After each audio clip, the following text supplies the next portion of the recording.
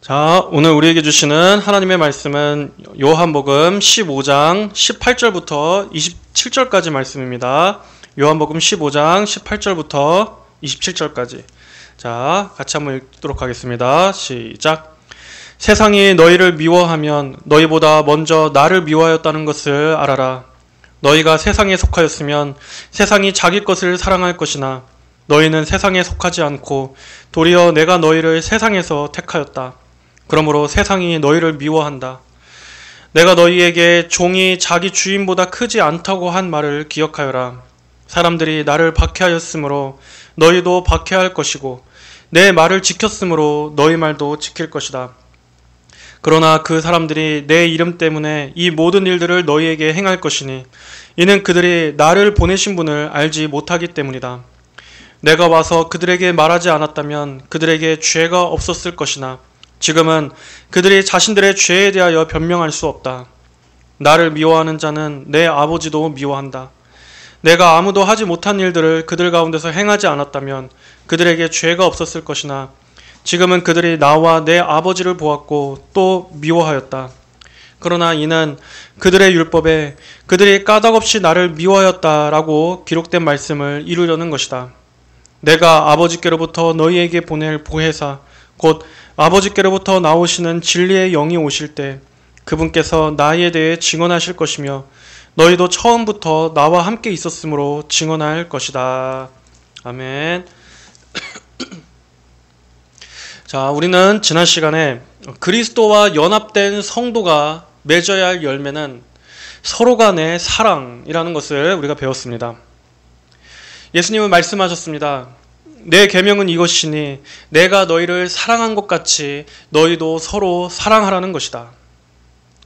이것은 예수님께서 이제 십자가를 앞두시고 제자들에게 주셨던 유언 같은 명령이었습니다.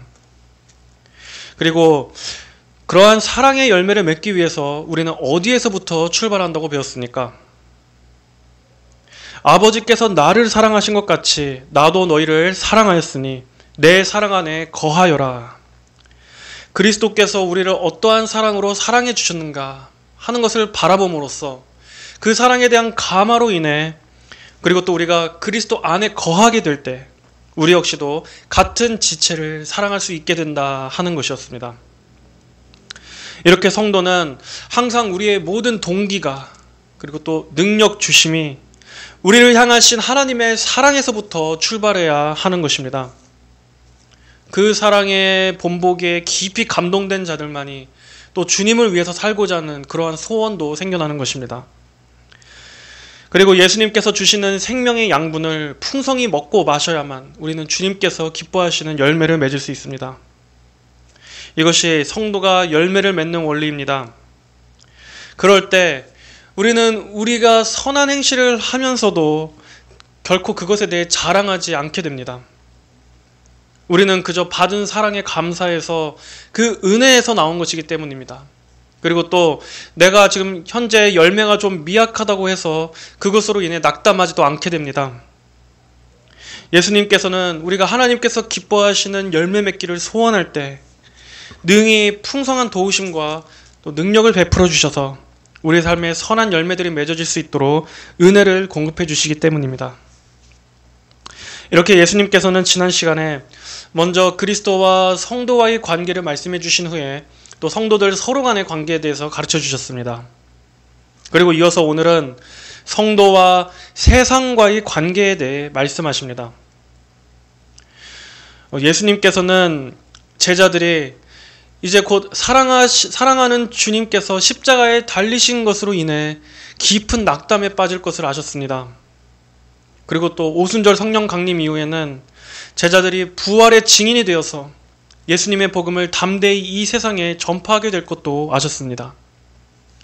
그래서 그런 제자들을 준비시켜 주시기 위해서 그들의 각오를 단단하게 다지시기 위해 그들이 나아가야 할 이 세상이 어떠한 곳인지 이 세상의 본질에 대해서 미리 말씀해 주시고 있습니다. 18절에 세상이 너희를 미워하면 너희보다 먼저 나를 미워하였다는 것을 알아라 라고 주님은 말씀하십니다. 세상이 너희들을 미워할 거라는 겁니다. 제자들이 예수님의 복음을 들고 나아갈 때 그들이 이 세상으로부터 받게 되는 대우는 환영하며 반갑게 맞아주는 것도 또 많은 인기와 호의가 아니라 오히려 미움을 받게 될 것이다. 너희는 세상의 핍박과 적대감을 받게 될 것이다 라고 주님은 말씀하고 계십니다. 자, 성경에서 말씀하는 이 세상이라는 단어에는 여러 가지 의미가 있습니다. 넓은 의미로는 우리가 지금 살아가고 있는 이 세상, 우리의 거주지로서의 의미가 있습니다. 또 이러한 하늘과 땅, 이런 자연 만물, 이 모든 피조세계로서의 의미가 있습니다. 그러나 여기서 말씀하는 세상이란 물리적인 세상이 아니라 영적인 의미로서의 세상을 말하는 것입니다. 즉 하나님과의 관계적인 측면에서의 세상을 말합니다. 이 세상은 어떠한 곳입니까?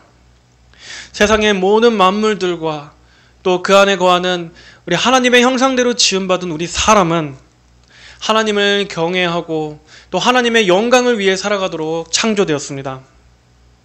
그러나 아담의 타락 이후로 이 세상은 하나님의 창조 목적을 위해 사는 그러한 법에서 멀리 이탈해서 오히려 하나님을 대적하고 또 하나님을 미워하고 하나님을 부정하는 그러한 원리에 지배되는 그러한 곳으로 되어버리고 말았습니다. 그리고 그 안에는 하나님과 원수된 죄인들이 있습니다. 이 세상 신의 마귀에게 지배당해서 마귀의 종노릇하며 영적인 진리들에 대해서는 눈이 멀어있는 그러한 하나님에 대해 철저히 죽어있는 사람들로 가득한 곳, 오늘도 하나님 없이 육적으로 살아가는 그러한 불신앙의 사람들, 또 그런 사람들이 세운 체계, 그러한 세상의 가치관으로 가득한 곳이 바로 이 세상입니다. 하나님을 반대하고 하나님을 대적하는 세력으로서의 그 강한 세상, 그 세상이 우리 성도들이 살아가고 있는 지금 이 세상이라는 것입니다. 원래 세상은 하나님께서 지으신 아름다운 곳이었지만 죄로 타락한 인간과 그 배후에 있는 원수 마귀가 지금의 이 세상을 이렇게 만든 것입니다.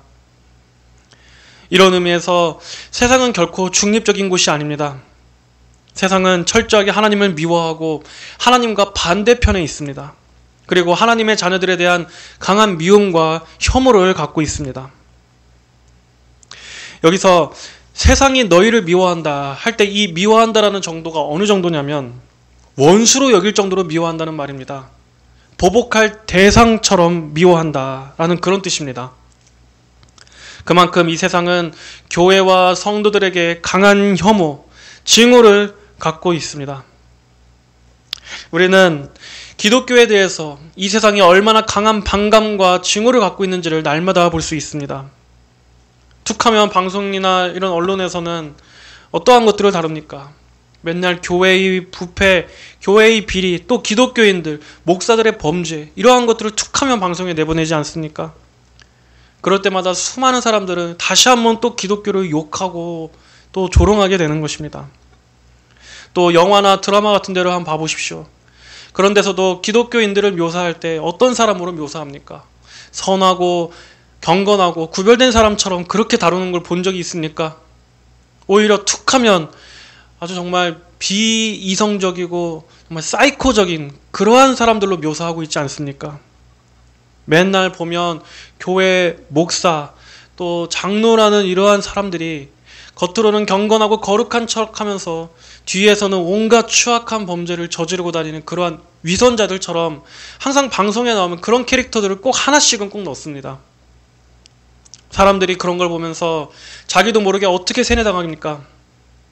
기독교인들은 사회 악이고 또 교회라는 집단은 혐오 집단이고 그렇게 다 무의식 중에 세뇌당하는 겁니다. 만약에 지금 크고 있는 이런 자라나고 있는 어린애들이 그런 거를 보고 들으면서 교회에 대한 인식을 갖고 자라난다고 생각해 보십시오. 나중에 그런 애들이 크면은 어떻게 되겠습니까? 이제는 교회를 다닌다 하면 좋은 사람, 선한 사람으로서의 이미지가 아니라 거리를 둬야 되는 사람, 마음속으로는 손절해야 할 사람, 좀 사회적으로 덜 떨어지고 좀 부적응자 같은 그러한 이미지로 사람들을 생각합니다. 물론 거기에는 기독교인들의 잘못도 분명히 있을 겁니다. 교회에 다닌다고 하면서 세상 사람보다 더 이기적이고 탐욕적이고 전혀 다를 바가 없는 그러한 위선적인 사람들 때문에, 그러한 비상식적인 사람들도 분명히 있기 때문에 교회가 욕을 먹는 것일 수도 있습니다. 하지만 그러나 이것은 영적인 문제입니다. 단순히 기독교인들이 비윤리적이고 부도덕하기 때문인 것 이전에, 그 너머에 하나님을 증오하는 이 세상에 불신앙의 영이 있기 때문입니다. 만약에 지금 교회를 향한 이 세상의 증오가 단순히 기독교인들의 비윤리적인 행태 때문이라고 생각한다면 그것은 피상적으로만 이걸 보는 겁니다. 중요한 것은 이것을 영적으로 봐야 합니다. 배후의 마귀가 사람들로 하여금 기독교에 대한 증오를 잔뜩 심어서 정작 가장 중요한 복음이나 구원에 대해서는 아무런 관심조차 가질 수 없게끔 만들려고 그렇게 이 세상을 만들어가고 있는 것입니다. 마귀는 명목상의 기독교인들 또는 교회 안에 있는 수많은 가라지들을 자기의 하수인으로 이용해서 교회를 욕되게 합니다. 하나님을 욕먹이는 일들을 합니다. 그래서 이 사회에서 기독교에 대해, 교회에 대해 완전히 매장시켜버리려고 하는 것이 이 세상의 방식입니다. 마귀가 하나님의 영광을 모독하는 방식입니다. 여러분, 만약에 우리가 세상에서 선하게 산다고 하면 그때는 이 사회가 교회에 대해서 호의적으로 바뀔까요? 그렇지 않습니다. 오히려 우리가 하나님의 말씀대로 산다고 해도, 우리가 진리대로 살면 살수록 세상은 기독교인들을 미워할 것입니다. 우리가 선하게 산다고 할지라도, 우리가 말씀을 쫓고자 할 때 그렇게 살면 살수록 세상은 여전히 기독교인들을 원수처럼 미워할 것입니다. 왜냐하면 이 세상은 본질상, 그 본질상 하나님께 속한 것들을 미워하기 때문입니다. 물과 기름처럼 세상과 그리스도인들은 영적으로 서로 섞일 수가 없습니다. 한번 이 세상이 퍼뜨리는 그러한 이 세상의 어젠다들을 한번 잘 살펴보십시오. 한번 곰곰이 지금 이 세상이 정말 어디로 흘러가고 있는가를, 그 방향을 한번 잘 생각해 보십시오. 이 세상이 정말 우리가 성경적으로 비춰봤을 때 하나님의 법, 또 하나님의 그러한 창조 질서를 세우는 쪽으로 나아가고 있는가, 아니면 그러한 하나님의 법들을 무너뜨리고 허무는 쪽으로 나아가고 있는가 하는 것을 한번 말씀에 비춰서 생각해 보십시오. 그러면 우리가 영적인 분별력이 있다면 정말 이 세상에 하는 것이라고는 하는 족족 다 하나님의 법도를 무너뜨리는 쪽으로 나아가고 있다는 것을 알게 될 것입니다. 이 세상의 법들, 교육, 문화, 이 모든 것들이 하나님의 창조 질서를 세우고 거기에 합당한 쪽으로 나아가기보다는 오히려 하나님의 창조 질서를 무너뜨리고 파괴하고 흔드는 쪽으로 나아가고 있습니다. 예를 들어 이런 페미니즘이나 PC주의 같은 것들을 한번 생각해 보십시오. 그런 것이 단순히 하나의 어떤 정치 사회적인 문제입니까? 인권에 대한 것입니까? 그렇지 않습니다. 우리는 이것을 영적으로 바라봐야 합니다. 그런 것들은 하나님의 창조 질서를 허무는 영적인 문제로 여겨야 하는 것입니다. 하나님께서는 뭐라고 말씀하셨습니까? 한 남자와 한 여자를 창조하시고 그 둘이 한 몸을 이루어 결혼이라는 제도를 하게 하신 다음에 가정을 이루어서 생육하고 번성하라고 말씀하셨습니다. 그것이 하나님께서 세우신 복이고 또 이 세상의 사회의 근간을 이루는 아주 가장 기본적인 하나님의 질서입니다. 그런데 그러한 사상들이 오늘날 이 사회를 어떻게 만들고 있습니까? 하나님께서 세우신 이 남녀 간의 결혼이라는 것을, 이 거룩한 제도를 혐오하게 만들고 또 가정이라는 이러한 아름다운 조직도 속박이라고 여기게끔 만들어서 하나님께서 세우신 질서를 뿌리채 흔들고 있습니다. 하나님의 질서를 모독하고 있습니다. 여러분, 웃기지 않습니까? 한쪽에서는 맨날 출산율 저하다, 국가적인 위기다 이렇게 뉴스에 맨날 나오면서도 또 다른 한쪽에서는 방송에서 뭐만 나옵니까? 이혼 관련 무슨 돌싱들, 뭐 툭하면 혼자 결혼하지 않고 혼자 사는 것에 대해서 그것이 낭만적이고 멋지고 자유로운 거라고 포장하는 그러한 방송들을 막 맨날 내보내고 있지 않습니까?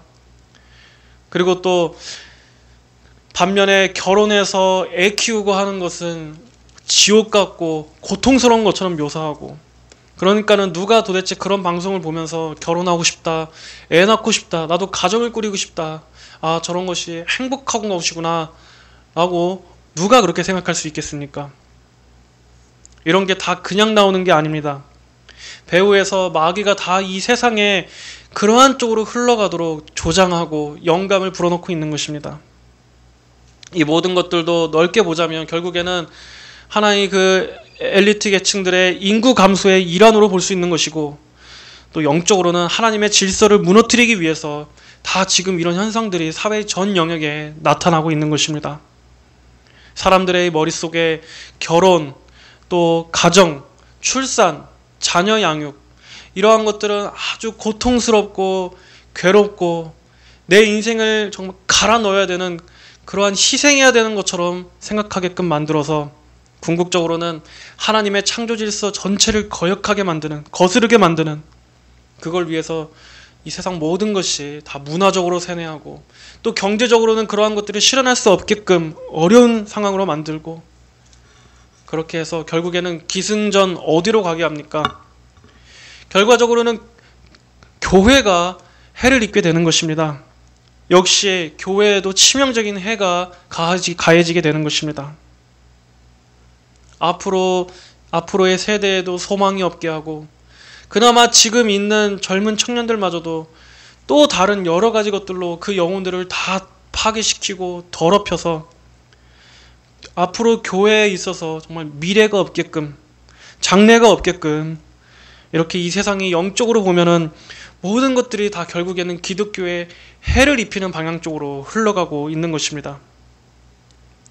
이렇게 세상은 단순히 눈에 보이는 박해가 아니라 이렇게 보이지 않는 영적인 영역에서 오늘도 하나님을 부지런히 대적하고 성도들의 목을 조이고 있습니다. 그게 지금 이 세상이 하고 있는 일입니다. 예수님께서는 너희보다 먼저 나를 미워하였다는 것을 알아라 라고 말씀하셨습니다. 예수님께서 이 땅에 오셨을 때 세상은 그분에 대해 어떻게 반응했습니까? 예수님을 배척하고 거부했습니다. 그리고 마지막에는 예수님을 십자가에 매달아 죽이기까지 했습니다. 예수님께서 오셔서 하신 일이 무엇이었습니까? 예수님은 구원을 말씀하셨습니다. 그들을 살리는 영생에 관해 말씀해 주셨습니다. 그런데도 그들은 하나님의 아들에 대한 강한 극도의 증오를 품고 그분을 십자가에 매달았습니다. 이게 세상입니다. 이게 세상이 그리스도 구세주께 한 일이었습니다. 이 세상의 본질이 그만큼 하나님을 대적하고 하나님의 자녀들을 미워한다는 것입니다. 예수님께서 그들에게 무슨 악을 행하셨습니까? 오히려 예수님은 죄인들을 구원해 주시고 병자들을 고쳐 주셨습니다. 예수님께서 하신 모든 일들은 다 선한 일이었습니다. 영혼을 살리는 일이었습니다. 심지어 죄를 드러내시는 일조차 그들을 구원하시기 위해 하신 것입니다. 죄인들을 회개시키고 구원으로 이끌기 위해서. 그런데도 세상은 예수님을 증오했습니다. 구원을 주시기 위해 오신 하나님의 아들을 못 박을 만큼 세상은 하나님께 대해 철저하게 죽어있고 하나님을 미워합니다. 그러므로 예수님을 따르는 모든 성도들 역시도 이 세상으로부터 주님과 같은 대우를 받을 수밖에 없는 것은 당연합니다. 예수님을 따르고자 한다면 필연적으로 우리 역시도 예수님께서 가신 길을 우리도 가게 되기 때문입니다. 로마서 8장 17절에서는 말씀했습니다. 자녀이면 또한 상속자이고 그리스도와 함께한 상속자이니 우리가 그분과 함께 영광을 받기 위하여 고난도 함께 받아야 할 것이다. 우리는 예수님 안에서 많은 축복과 영광을 유업으로 함께 받았지만 동시에 예수님으로 인한, 예수님을 믿음으로 인한 고난과 박해도 함께 받게 될 것을 각오해야 합니다. 오늘날 교회에서는 이러한 것들을 말하지 않습니다. 예수님을 믿음으로 인해서 받게 될 복들은 많이 얘기하지만 정작 그로 인해서 우리가 잃게 될 것들, 이 세상의 적대와 미움받기를 각오해야 한다는 이러한 것들에 대해서는 말하지 않습니다.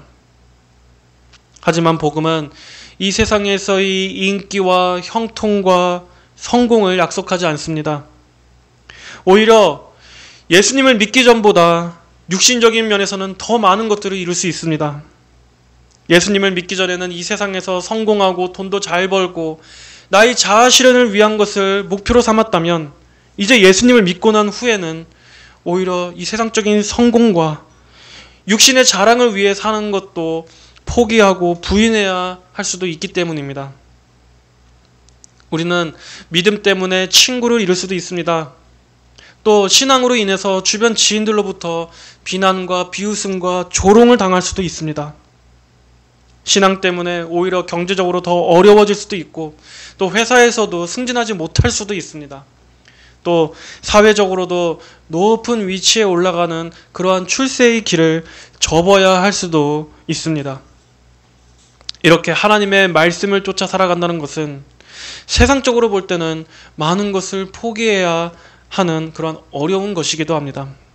하나님의 뜻과 이 세상의 가치관이 서로 충돌할 때 우리는 마땅히 하나님의 뜻을 선택해야 하기 때문입니다. 하지만 그럼에도 예수님을 진정으로 믿는 사람은 그러한 많은 어려움에도 불구하고 하나님께서 주신 이 구원의 가치가 너무나 값지기 때문에 그 모든 것들을 기꺼이 포기하고자 합니다. 그리고 자신의 인생 전체를 이제는 세상과 사람에게 기대는 것이 아니라 하나님께 의탁하고 하나님을 신뢰하며 살기로 합니다. 하나님이 가장 소중하고 구원이 가장 귀하기 때문입니다. 이 영적인 것들에 대한 소중함 때문에 기꺼이 세상에서 받는 미움과 박해를 감당할 수 있게 되는 것입니다. 예수님께서 걸어가시고 또 사도들과 먼저 앞선 성도들이 걸어갔던 그 길을 참된 성도라면 그들과 같은 영을 가졌기 때문에 기꺼이 걸어가게 되는 것입니다. 성도에게 있어서 이 세상은 더 이상 자신의 소망을 둘 곳이 못 됩니다. 예수님은 이어서 말씀하십니다. 19절에 너희가 세상에 속하였으면 세상이 자기 것을 사랑할 것이나 너희는 세상에 속하지 않고 도리어 내가 너희를 세상에서 택하였다. 그러므로 세상이 너희를 미워한다. 너희가 세상에 속하였으면 세상이 자기 것을 사랑할 것이나 형식적인 종교인들 또 가짜 신앙 고백자들은 세상으로부터 미움받을 일이 없습니다. 세상과 믿음 사이에서 갈등하고 충돌할 일이 없습니다. 왜냐하면 그들은 세상에 속해 있기 때문입니다. 그들의 신분과 소속은 여전히 이 세상, 하나님과 반대편에 서 있는 거듭나지 않은 육신에 속해 있기 때문입니다. 그래서 세상의 가치관에 있어서도 전혀 이질감을 느끼지 못합니다. 이 세상의 방식, 이 세상의 원리, 이 세상이 추구하는 체계, 그러한 것에 대해서도 전혀 갈등을 느끼지 못합니다. 여기서 자기 것을 사랑한다 한다는 것은 우정을 나눈다는 말입니다. 이 세상의 사고방식과 가치관과 정신에 아주 친밀하게 우정을 나눈다는 말입니다.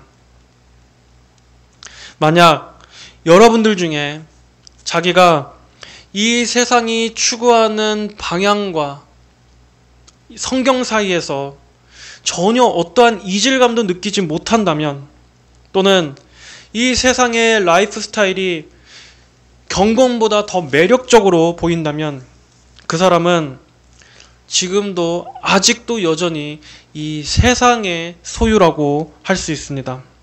세상이 자기의 것으로 생각하는 세상에 속한 사람이라고 말할 수 있을 것입니다. 하지만 정말로 진짜 성도라면 그러한 사람은 이 세상의 정신에 저항할 수밖에 없습니다. 하나님과 반대되는 이 세계관들, 사상들, 철학들, 문화들, 교육들, 이러한 보이지 않는 세상의 영적인 흐름들이 다 분명히 성경과는 반대된다는 것을 분별하고 그는 그러한 것들에 저항하며 살아갈 수밖에 없습니다. 정말 성령께서 내주하시는 성도라면 불신앙의 세상과 똑같은 가치관을 공유할 수 없기 때문입니다. 우리가 믿지 않는 사람들과도 이런 일상적인 영역에서는 얼마든지 잘 지낼 수 있습니다. 그들과 전혀 충돌하지 않고 서로 친절하게 잘 교제할 수 있습니다.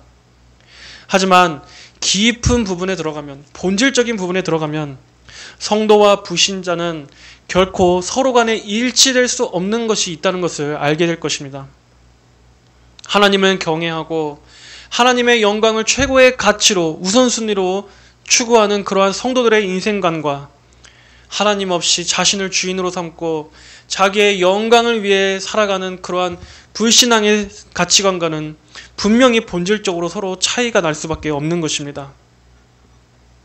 그렇기에 세상이 그리스도인들을 미워하는 것입니다. 세상의 방식을 따르지 않기 때문에 자기들과 똑같은 가치관을 공유하지 않고 오히려 복음이 그러한 세상의 가치관을 정죄하고 있기 때문에 세상은 하나님을 닮은 성도들을 미워하는 것입니다. 그러나 이러한 이유 때문에 세상으로부터 미움을 받는다면 오히려 그것은 성도들에게는 복된 것입니다. 우리가 말씀대로 사는 것 때문에 욕을 먹는다면 불경건과 우리의 불의 때문이 아니라 비윤리적인 모습 때문이 아니라 진리 때문에 욕을 먹는 것이라면 오히려 우리는 그것을 기쁘게 여겨야 합니다. 이러한 핍박은 하나님의 말씀을 쫓는 하나님의 참 자녀라는 증거이기 때문입니다. 예수님께서도 말씀하셨습니다. 마태복음 5장 10절 이하에 의를 위하여 박해를 받는 자들은 복되다. 하늘나라가 그들의 것이기 때문이다. 나 때문에 사람들이 너희를 모욕하고 박해하며 거짓으로 너희를 대항하여 온갖 악담을 할 때 너희는 복되니 기뻐하고 즐거워하여라. 하늘에서 너희 상이 크기 때문이다. 너희보다 먼저 있던 선지자들을 이와 같이 박해했었다. 그리고 디모데후서 3장 12절에서도 말씀했습니다. 그리스도 예수님 안에서 경건하게 살고자 하는 자는 모두 박해를 받을 것이다. 그러므로 진리 때문에 고난과 박해를 당한다면 우리는 오히려 이것을 마땅히 기쁨으로 여겨야 합니다. 주님의 이름 때문에 받는 고난은 의로운 고난이기 때문입니다. 이것이 우리의 상급이요 장차 우리의 면류관이 될 것이기 때문입니다.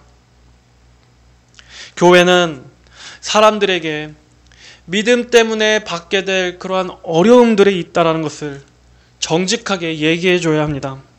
그리고 그것이 오히려 우리 성도에게는 복이 된다는 것도 말해줘야 합니다.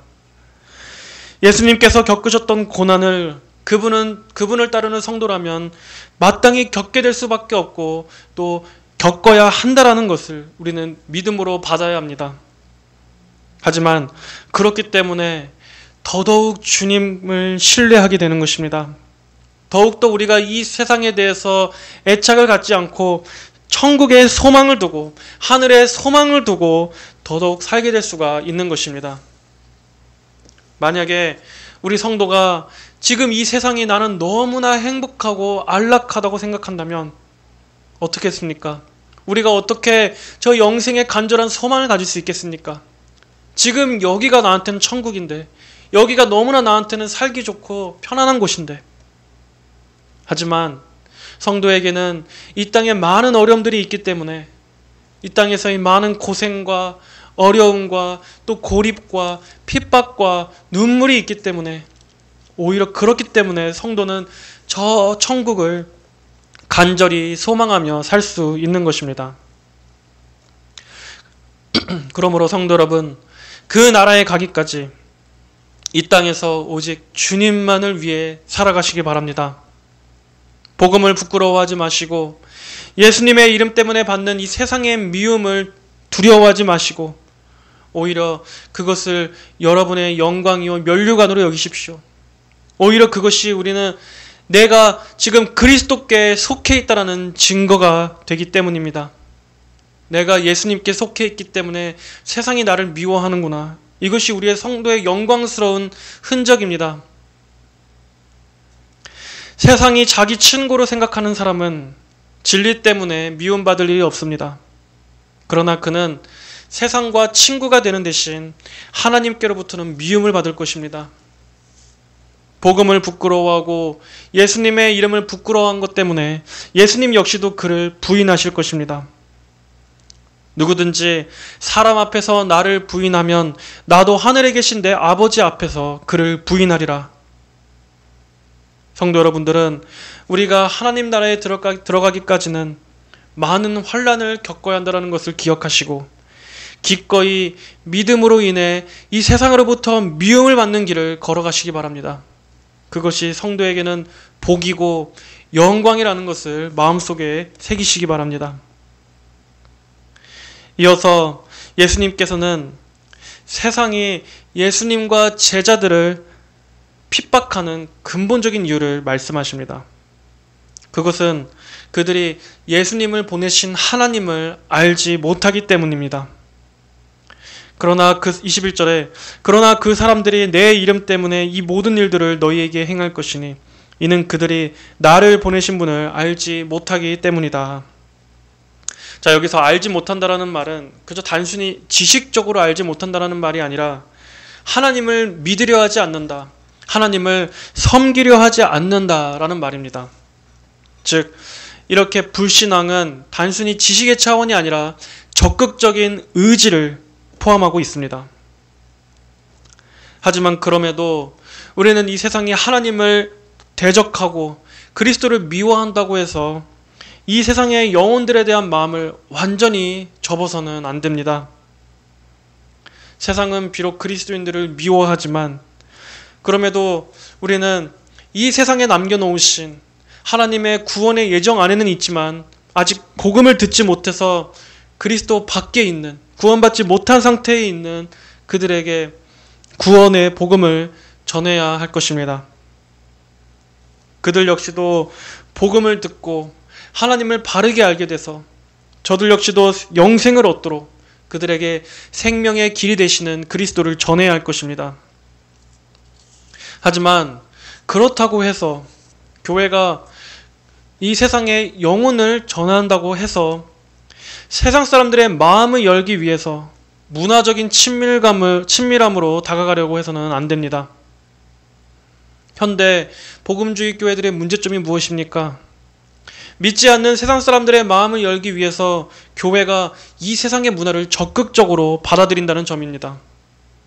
그렇게 해서 어떻게든 좀 종교적인 벽을 허물고 종교적인 색채를 좀 없애고 불신자들도 다 받아들이기 쉽게 그렇게 접촉점을 만들고 다리를 놓으려고 하는 것입니다.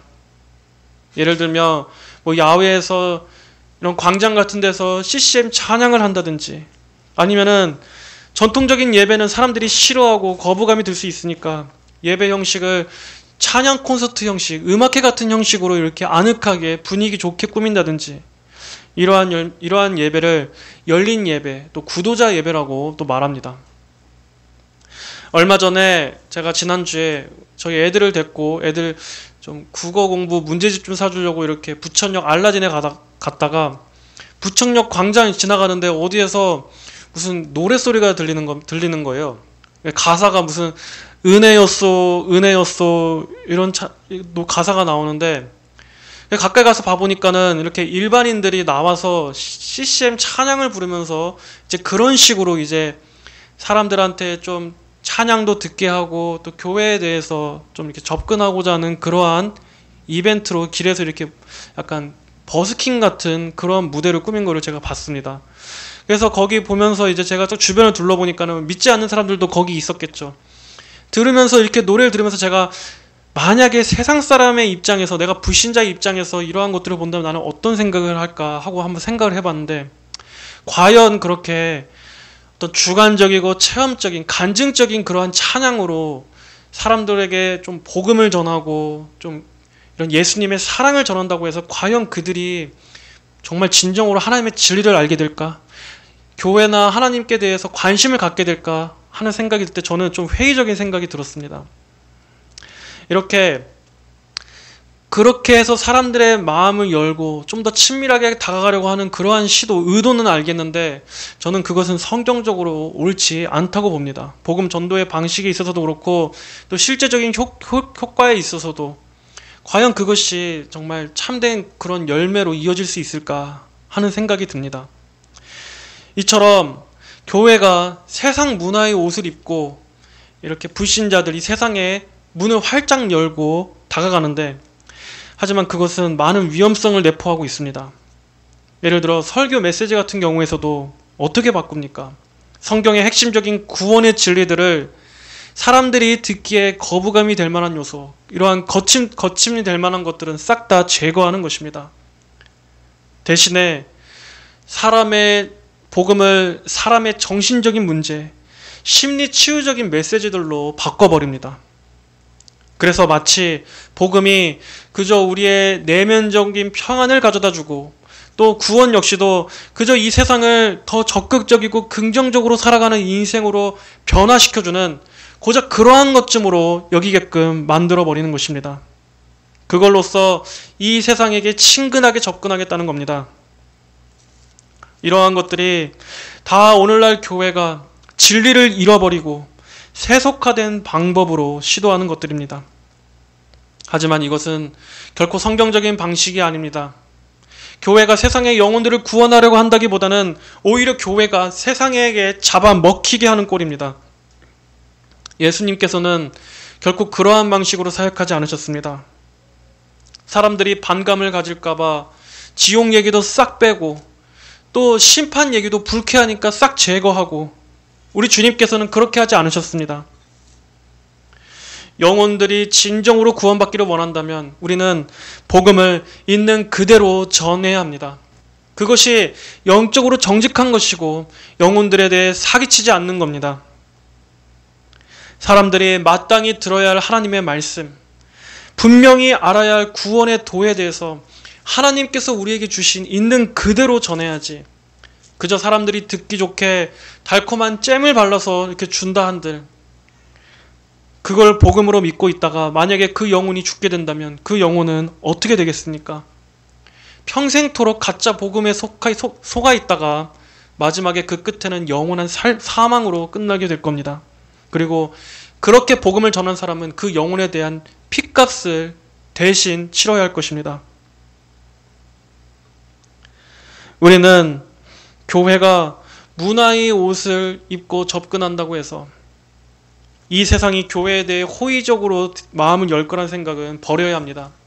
바로 그러한 발상이 인본주의적인 발상입니다. 과연 그렇게 해서 교회 안으로 들어온다 한들 그 믿음이 참된 구원으로 이어질 수 있겠습니까?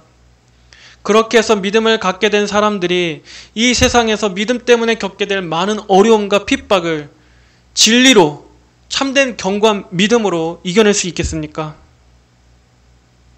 오히려 우리는 복음의 핵심적인 내용을 정확하고 분명하게 전해야 할 것입니다. 하나님의 창조에서부터 시작해서 우리 사람의 진정한 목적, 그리고 하나님을 거역한 우리 인간의 죄와 불순종과 타락에 대해서, 그리고 거룩하신 하나님의 그 율법에 대해, 그리고 독생자를 보내주신 하나님의 그 사랑에 대해서 전해야 할 것입니다. 예수님의 십자가 대속의 그 유일성과 충분성에 대해서 전하고, 또 하나님의 의로우신 이 마지막 날에 있을 심판과 예수님의 재림에 대해 전해줘야 할 것입니다. 그리고 천국과 지옥이 반드시 실제한다라는 것, 그리고 우리 모두는 이 영원한 생명과 영원한 사망의 이 두 곳 중에 한 곳으로 반드시 가게 된다는 것, 이 모든 것들에 대해 정직하고 선명하게 전해야 할 것입니다. 정말 세상의 모든 이들이 분명히 들어야 할 그러한 복음의 내용에 대해서 우리는 가감없이 전해야 합니다. 그리고 이 복음을 들을 때 성령의 역사하심으로 인간의 가장 궁극적인 필요, 저 믿지 않는 사람들의 영혼의 가장 근본적인 필요 또한 채워질 것을 믿으면서 말입니다. 자, 22절부터 이제 쭉 보겠습니다. 내가 와서 그들에게 말하지 않았다면 그들에게 죄가 없었을 것이나 지금은 그들이 자신들의 죄에 대하여 변명할 수 없다. 나를 미워하는 자는 내 아버지도 미워한다. 내가 아무도 하지 못한 일들을 그들 가운데서 행하지 않았다면 그들에게 죄가 없었을 것이나 지금은 그들이 나와 내 아버지를 보았고 또 미워하였다. 그러나 이는 그들의 율법에 그들이 까닭없이 나를 미워하였다라고 기록된 말씀을 이루려는 것이다. 유대인들은 예수님께서 행하신 많은 이적들과 그분의 말씀을 듣고서도 예수님을 배척했습니다. 그렇기 때문에 그들은 변명할 수가 없었던 것입니다. 여러분, 인간의 본성이 왜 예수님을 싫어합니까? 가장 근본적인 이유는 바로 예수님께서 빛이시기 때문입니다. 우리의 생각에는 이 세상이 어둠 가운데 처해 있다고 할 때 환한 빛이 밝혀 비춰주면 오히려 더 환영하지 않을까라는 생각이 드는데, 인간은 본질상 죄의 어둠에 속해 있기 때문에 자신의 죄를 드러내는 빛을 싫어하게 되어 있습니다. 그게 인간이 타락했다는 증거입니다. 빛과 구원을 말해줘도 오히려 그것을 아주 싫어하며 밀쳐내는 것입니다. 그래서 성경은 말씀했습니다. 그분을 믿는 자는 심판을 받지 않으나 믿지 않는 자는 이미 심판을 받았으니 이는 하나님의 유일하신 아들의 이름을 믿지 않았기 때문이다. 그 심판은 이것이니 곧 빛이 세상에 왔으나 사람들이 자기 행위가 악함으로 빛보다 어둠을 더 사랑한 것이다. 악을 행하는 자는 누구든지 빛을 미워하여 빛으로 오지 않으니 이는 자기 행위들이 드러나지 않게 하려는 것이다. 이 세상은 어둠에 속해 있기 때문에 빛이신 예수님을 싫어합니다. 빛이신 예수님이 자신들의 그 추악한 죄들, 자신의 치부를 드러내기 때문입니다. 그리고 인간 스스로는 자신을 구원할 방법이 전혀 없다라는 것을, 모든 인간은 하나님 앞에 타락하고 부정한 죄인이라는 것을, 우리 인간의 이러한 전적인 타락과 무능을 빛이신 주님께서 고발하시기 때문입니다. 그래서 그 많은 사람들이 마음으로 빛 대신 주님을 증오하는 것입니다. 그 주님을 닮은 성도들을 싫어하는 것입니다. 이렇게 온 세상은 오늘도 하나님을 극렬하게 대적하고 있습니다. 사람들의 궁극적인 미움은 단순히 교회 다니는 사람들의 비윤리적인 행위 때문이 아니라 그들의 모든 미움의 방향은 하나님을 향한 것입니다. 그들은 하나님을 본성적으로 증오하고 있는 것입니다. 이렇게 이 세상은 어둠과 마귀가 지배하고 있는 악한 곳입니다. 그러나 우리 성도들은 이러한 세상 가운데 있어도 이 세상 가운데서도 어떠한 은혜를 입었습니까? 우리는 하나님의 은혜로 인해서 빛 대신 주님께 속한 자들이 되었습니다. 오직 하나님의 그 은혜로 우리를 빛의 자녀로 삼아주셨습니다. 그러므로 우리 성도들은 이제 이 세상과의 관계에 대해서, 이 세상에 대해서 어떠한 관점을 가져야겠습니까? 우리는 이제 저 과거의 죄악된 세상과는 결별하고 하나님 나라의 소망을 두며 살아야 할 것입니다. 성도 여러분, 이 세상에 충성하지 마십시오. 우리가 충성해야 하는 것은 오직 하나님 나라의 법도입니다. 하나님의 말씀입니다. 우리 성도들의 신분은 이 세상에서는 그저 나그네입니다. 우리의 진정한 시민권은 저 하늘에 있다고 성경은 말씀했습니다. 우리는 그저 이 땅에서 하나님께서 맡겨주신 나의 소명을 위해서 충성되게 살다가 우리의 영원한 본향인 저 하늘의 예루살렘으로 주님께서 우리를 부르실 때 우리는 저곳에서 영원한 생명을 누리면 됩니다. 그러니 성도들은 이 세상에 애착을 갖거나 이 세상을 낭만적으로 또 감상적으로 보지 마십시오. 여기에는 우리가 영원히 누릴 것이 없습니다. 이곳에는 성도의 진정한 만족을 줄 수 있는 것이 없습니다. 참된 성도라면 그는 이제는 더 이상 과거와 같이 세상을 사랑할 수 없습니다. 세상은 언제나 하나님을 위해 살려고 하는 우리의 발목을 잡아 끄는 존재이기 때문입니다. 성도들의 거룩과 경건의 길을 회방하고 걸어 넘어뜨리려고 하고 또 우리의 마음을 하늘의 소망으로부터 떼어내려고 하는 것이 이 세상의 본질입니다. 그러한 세상과 벗하지 마십시오. 세상과 우정을 나누지 마십시오. 그렇다고 해서 우리가 무슨 이 세상에서 완전히 담을 쌓고 속세를 떠나서 어디 산에 들어가야 한다라는 그러한 말이 아닙니다.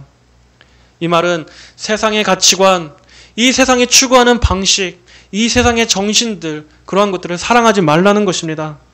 이 세상이 향하고 있는 그러한 영적인 방향에 함께 동참하고 그것들을 즐거워하고 기뻐하고 그것들을 옳게 여기지 말라는 것입니다.